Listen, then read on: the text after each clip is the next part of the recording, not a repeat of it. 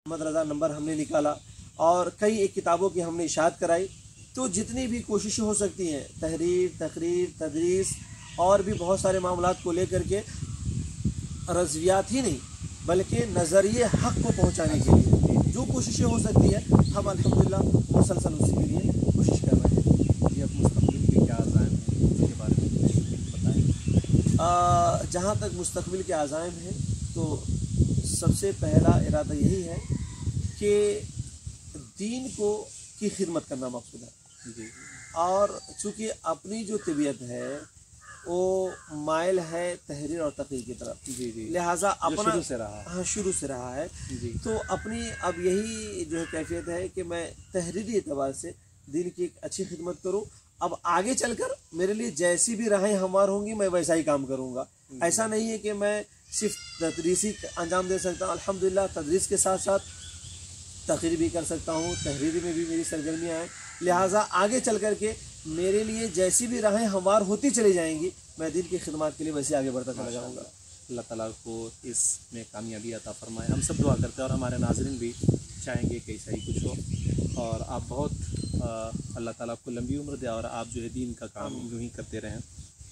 अगला जो सवाल है वो आपसे हम ये करना चाहेंगे कि मदारिस इस्लामिया मौजूदा मदारिस इस्लामिया के तालीमी निज़ाम से आप किस हद तक मुतासिर, मदारिस इस्लामिया के मौजूदा तालीमी निज़ाम से आप किस हद तक मुतासिर हैं? देखिए, हर इदारे के अपने बुनियादी मकासद होते हैं। जी जी दीनी इदारे के अपने बुनियादी मकासद हैं उलमा, हुफ़ाज़, दाई, मुबल्लिग़ फराहम करना। जी, असरी तालीम के अपने बुनियादी मकासद हैं। जी जी, बेशक। हर कोई अपने मकासद पे काम में लगा हुआ है, मगर ज़माने के एतबार से तब्दीली की गुंजाइश हर एक में रही है। बिल्कुल। आज स्कूल वाले कोशिश कर रहे हैं कि जो बच्चे असली तालीम हासिल कर रहे हैं उन्हें मजहबी तालीम दी जाए, उन्हें दीनी तालीम दी जाए। जी इसी तौर पर मदारिस वाले भी ये कोशिश कर रहे हैं कि जो तलबा मजहबी तालीम हासिल कर रहे हैं उन्हें कुछ असली तालीम दी जाए।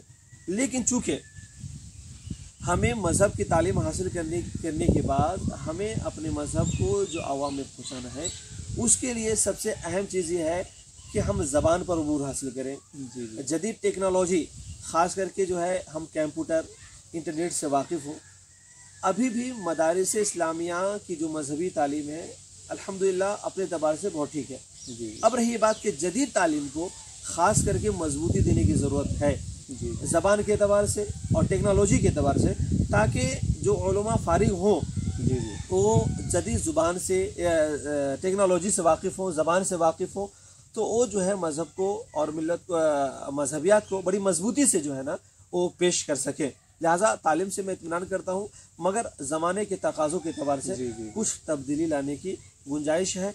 और रही बात ये कि हमारे जो मदारिस है जी जी, तालीम पर जितनी तवज्जो है बिलखुसूस जो है ना अब तरबियत पर भी उतनी तवज्जो देने की ज़रूरत है। जी।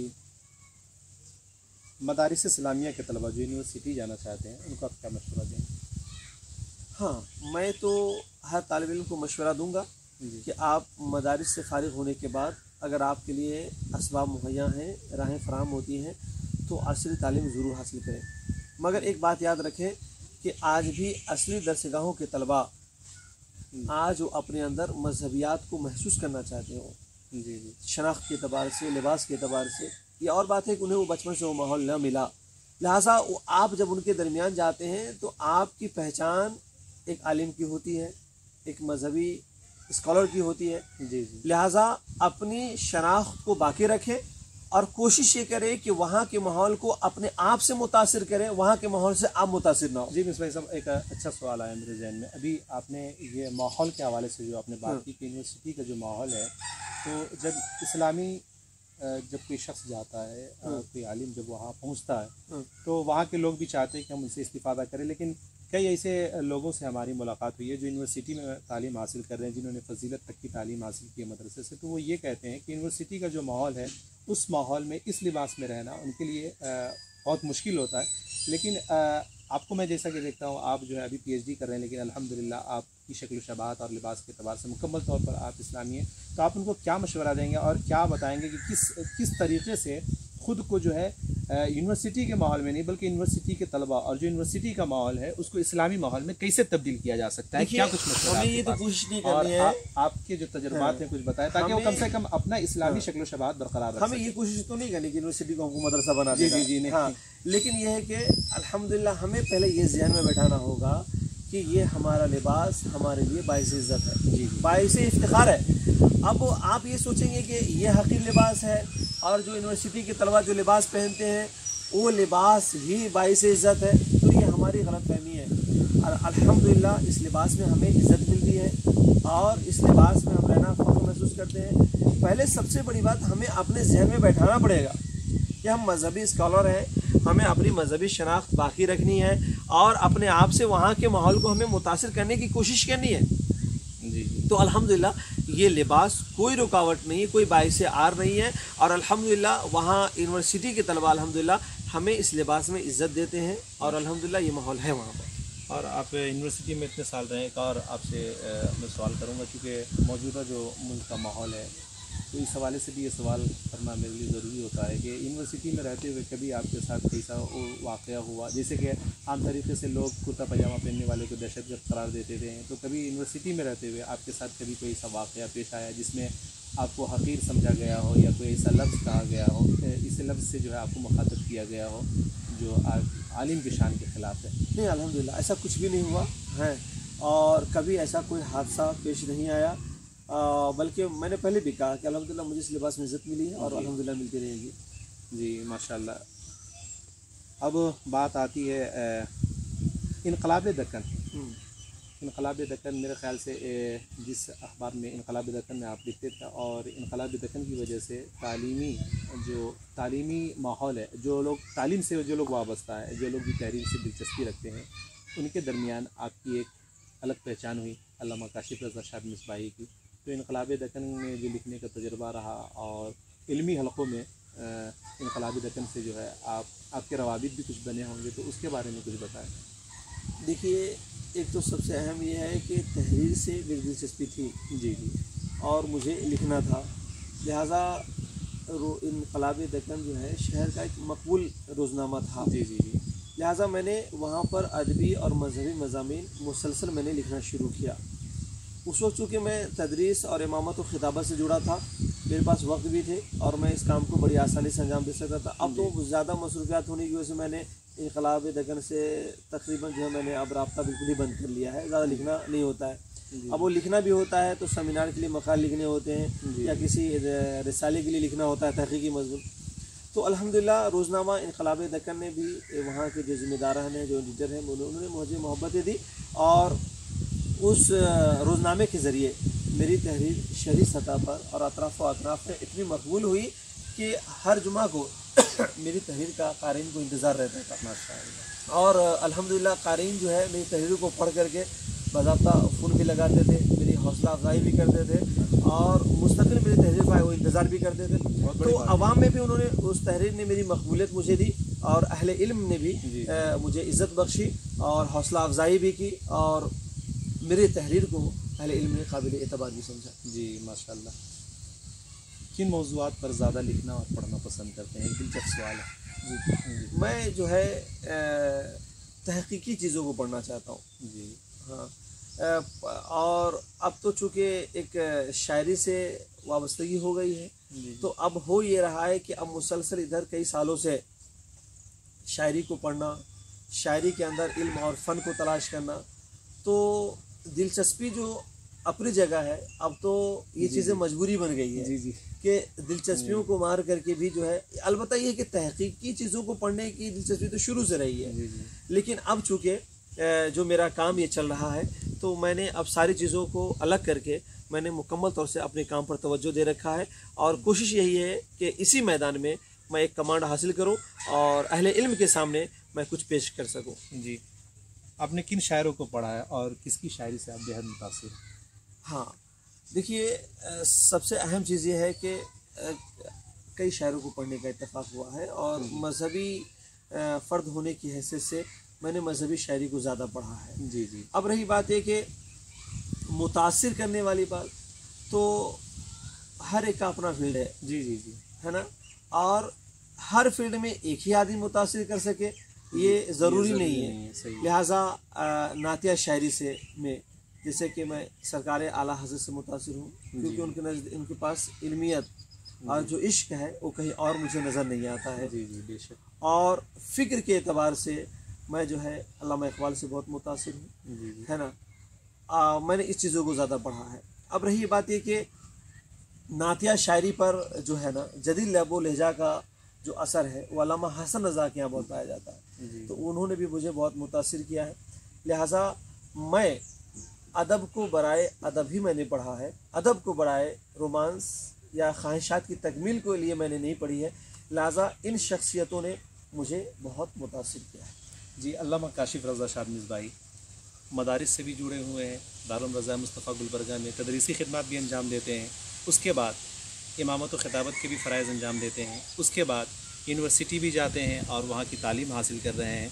अल्लामा काशिफ रज़ा शाद मिसबाही क्या क्या कर रहे हैं, अपनी निजी ज़िंदगी कैसे संभाल रहे हैं? हाँ, अहम चीज़ ये है मसरूफ़ ज़िंदगी, आप मदारिस से भी जुड़े हुए हैं, मसाजिद से भी जुड़े हुए हैं, फिर यूनिवर्सिटी का भी जाना है, फिर इमामत व खिताबत के अलावा जो तबलीगी सरगर्मियाँ आपकी हम देखते रहते हैं यूट्यूब वगैरह पर जो है आपकी तकरीरें, और उसके अलावा भी जो है अखबारों के हवाले से, पोस्टरों के हवाले से पता चलता है कि आज शाह साहब यहाँ हैं तो वहाँ हैं। तो इतनी सारी मसरूफियात के बाद निजी ज़िंदगी कैसे चल रही है? हाँ, असल ये है, सबसे अहम चीज़ ये है कि इस सारी मसरूफियात के बावजूद भी मैं अपनी ज़रूरियात को पूरी बड़ी आसानी से कर लेता हूँ। उसकी वजह यह है कि मेरी निगाहों के सामने उस्ताद गिरामी हज़रत अल्लामा व मौलाना मोहम्मद अहमद मिसबाही साहब का एक जुमला हमेशा रहता है कि कामयाब वही है जो वक्त की हिफाजत करता है। जी माशाअल्लाह। लिहाजा मैंने शुरू से कोशिश की है कि वक्त की हिफाजत करूँ और फजूल कामों में जी मैं वक्त को न लगाऊँ। सोने में, घूमने में, फिरने में, इधर उधर बैठने में वक्त को न लगा करके मैंने अपना एक शेड्यूल बनाया है कि अपनी जिम्मेदारियों के अलावा मुझे क्या करना है और कब करना है। इस लिहाज से मैं अपने वक्त पर सारे काम को अंजाम देने की कोशिश करता हूँ। यही वजह है कि मैं इतनी सारी जिम्मेदारियों को बड़ी आसानी से निभा लेता हूँ, अल्हम्दुलिल्लाह सुम्मा अल्हम्दुलिल्लाह। माशाअल्लाह।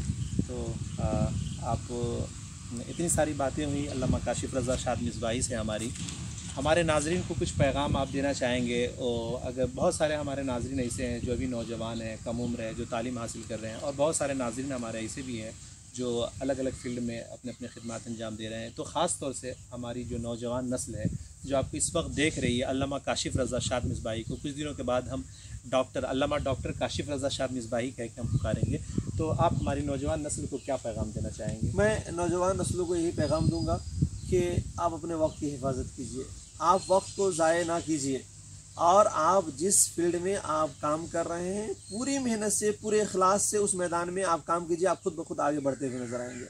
आप जिस मैदान में हैं उस मैदान में आप इखलास से काम लीजिए, जिद्दोजहद कीजिए और वक्त की हिफाजत कीजिए। ये आपको बहुत दूर ले जाएगा, बहुत आगे बढ़ा देगा। जी, एक सवाल, आखिरी सवाल आपसे, चूँकि मदारिस से जुड़े हुए हैं और हम सब के लिए बहुत ज़रूरी है कि हम मदारिस के तलबा को आगे लेके आएँ और इनसे जो है दीन का काफ़ी कुछ काम लें।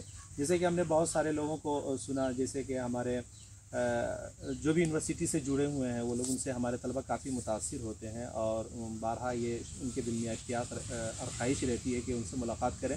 तो मदारिस के तलबा को कुछ एक ऐसा पैगाम दे कि जिनसे उनकी ज़िंदगी में और जो तालीमी ज़िंदगी है उसमें उमंग पैदा हो, दिलचस्पी पैदा हो और वो किताबों में दिलचस्पी ले, उनके लिए अगर कुछ मैसेज, कोई पैगाम हो। मैं दीनी मदारिस के तलबा से यही कहूँगा कि आपके लिए पढ़ने के सिवा कोई काम नहीं होता मदरसे में। आपके पास बहुत सारा वक्त होता है, लिहाजा उन औकात की हिफाजत करें। और आप ये देखें कि आप मजहबी तालीम हासिल कर रहे हैं, मगर असरी तालीम के लिए कैसे राहें हमार हो सकती है। जैसे आपको 10th का एग्ज़ाम देना है, PUC वगैरह करना है, 12वीं का एग्ज़ाम देना है, आपको BA करना है, या फिर ये कि मदारिस जो बोर्ड है, UP बोर्ड है, बिहार बोर्ड है, इन बोर्ड का एग्ज़ाम देने के बाद असरी तालीम के लिए कैसे राहें हमार हो सकती हैं। तो आप दीनी तालीम के साथ साथ हुसूल के साथ साथ असरी तालीम के हुसूल के लिए जो राहें हैं आप उस पर अपनी तवज्जो को मरकूज़ रखें। इंशाअल्लाहुल अज़ीज़ एक तरफ आप दीनी भी तालीम हासिल करते चले जाएंगे और दूसरी तरफ असली तालीम के हुसूल के लिए भी आपके लिए राहें खुलती चली जाएगी। सबसे अहम चीज़ यह है कि कोई ज़रूरी नहीं है कि आप सारी जिम्मेदारियों से बरी होकर के ही आप तालीम हासिल करें। अल्हम्दुलिल्लाह अपनी ज़िम्मेदारियों को, जैसे मैं हूँ, तदरीसी है, खिदमत है, दावत व खिताबत है, इमामत है, फैमिली है, सारे मसाइल को संभाल करके भी मैं असली तालीम हासिल कर रहा हूँ। वक्त की हिफाजत करेंगे तो इंशाल्लाह कोई मुश्किल नहीं है, सारी राहें बड़ी आसानी से हल हो जाती हैं। जी, आखिरी सवाल एक सवाल रह गया, आपकी कुछ तसानीफ या कुछ हाँ। तसानीफ पर काम कर रहे हैं? चूँकि मेरे तकरीबन अब तक 200 से 250 मजमून लिखे जा चुके हैं। जी जी, माशाअल्लाह। तकरीबन नहीं तो 25 से 30 किताबों पर मैंने तबसरे लिखे हैं और अच्छे तबसरे लिखे हैं मैंने। जी माशाअल्लाह। तो अभी तक वो सारी चीज़ें एक जगह नहीं हो सकी है, इस लिहाज से कि अभी मैंने तालीम की राहों में ही पूरा वक्त लगा के रखा है। हाँ, अलबत्ता मैंने वालिद गिरामी के तारुफ पर एक किताबचा मैंने अलबत्ता लिखा है। उसके बाद जो है मैंने एक गुलबर्गा की सरजमी के एक बड़े अच्छे आलिम दीन हज़रत अल्लामा व मौलाना मोहम्मद सैयद फ़हीम बाबा रज़वी थे, उनके पर्दा फरमाने के बाद मैंने उनके ऊपर एक किताब मैंने तरतीब दी। और फिर उसके बाद बानी दालुम रज़ाए मुस्तफ़ा हज़रत अल्लामा व मौलाना मोहम्मद फैज़ुद्दीन सरमस रहमतुल्लाहि ताला अलैह का एक किताबचा था, मैंने उसको तहक़ीक़ व तख़रीज के साथ मैंने शाये किया है। और बहुत सारी किताबें मेरी तबाअत की मुंतज़िर हैं। आप दुआ करें कि वो सारी किताबें मंज़िल आम पर आएँ और क़ारिन के साथ इंशाअल्लाह ज़रूर। ये थे हज़रत अल्लामा काशिफ़ रज़ा शाद मिसबाही जो हमारे साथ हमारे स्टूडियो में तशरीफ़ लाए। बहुत बहुत शुक्रिया आपका, और अल्लाह ताला आपको जो है ज़िंदगी के हर फील्ड में कामयाब रखे। दोस्तों, तो अभी हम बिहार में हैं इस वक्त, और हज़रत अल्लामा शाद मिसबाही भी हमारे साथ हैं।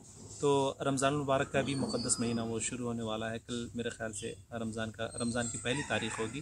तो हम मज़ीद कोशिश करेंगे कि रमज़ान के मसाइल और रमज़ान मुबारक के मुताल्लिक़ भी हज़रत से हम कुछ बातचीत करें। तो हमारा ये इंटरव्यू आपको कैसा लगा ज़रूर कमेंट बॉक्स में बताइएगा हमें लिखकर। तब तक के लिए शुक्रिया। अस्सलामु अलैकुम व रहमतुल्लाहि तआला व बरकातहू।